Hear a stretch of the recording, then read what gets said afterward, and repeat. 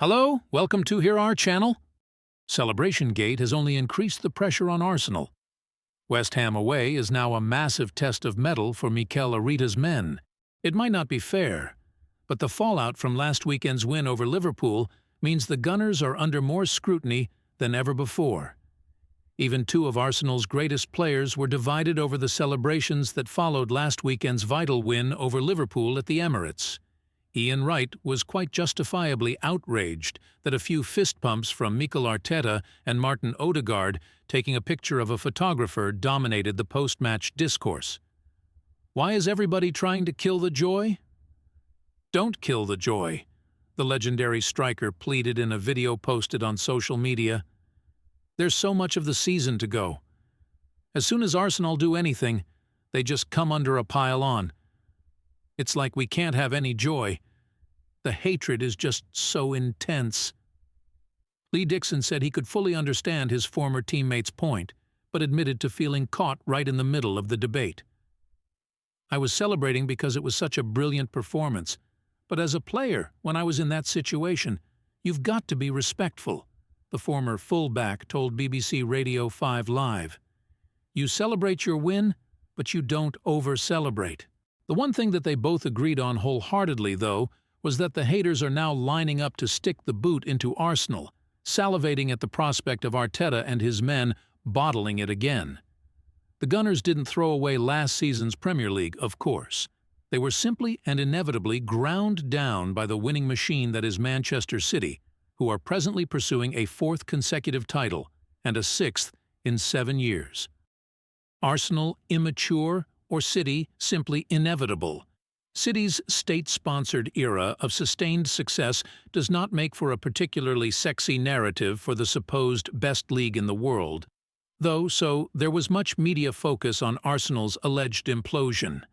Remember, the nature of the celebrations that followed last season's wins over Aston Villa and Bournemouth were also discussed at length in TV studios at the time and retrospectively interpreted as evidence of the immaturity that Gary Neville referred to again on Sunday, as if it were a key factor in their collapse, when, in reality, an injury to William Saliba was of far greater significance.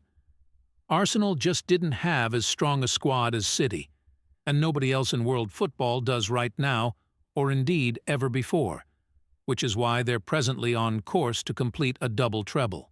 Arsenal have to be pitch perfect. Thanks to last weekend's win, the Gunners ensured that they will still have a big say in this season's title race. They go to the Etihad at the end of March. But there's no denying that the pressure on them has actually been increased, rather than lessened by beating Liverpool because of the rather ridiculous furore that followed.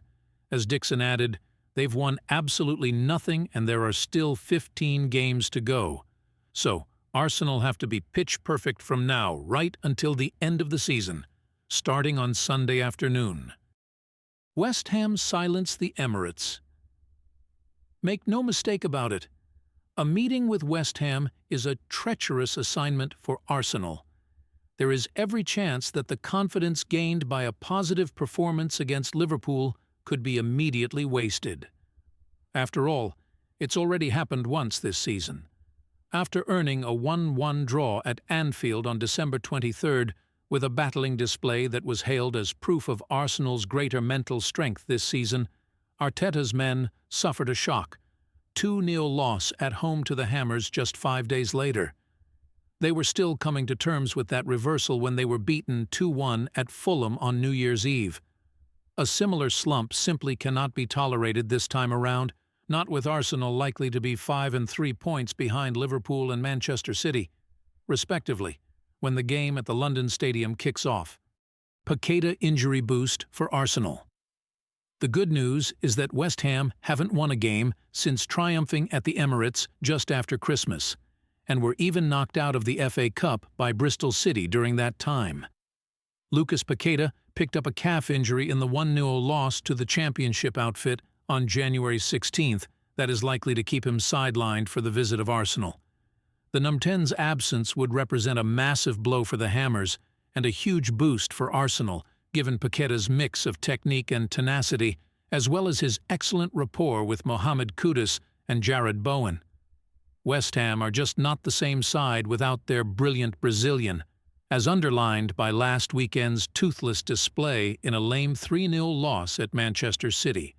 West Ham are usually a very different proposition at home, though, and have already beaten Arsenal at the London Stadium this season, triumphing 3-1 in the two teams' Carabao Cup fourth-round tie in November.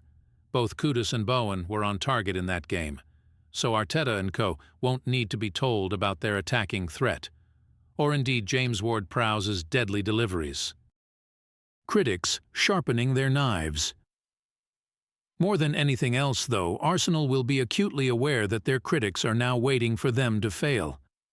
Truth be told, the Gunners have not played with any great consistency or fluency this season, and were highly fortunate that Liverpool gifted them a goal at the exact moment that it seemed frustration was once again getting the better of the Gunners, just as it had in their FA Cup loss to the Premier League leaders last month. Questions remain, then, over Arsenal's true title credentials, and, as both Wright and Dixon acknowledged, they can only answer them with victories.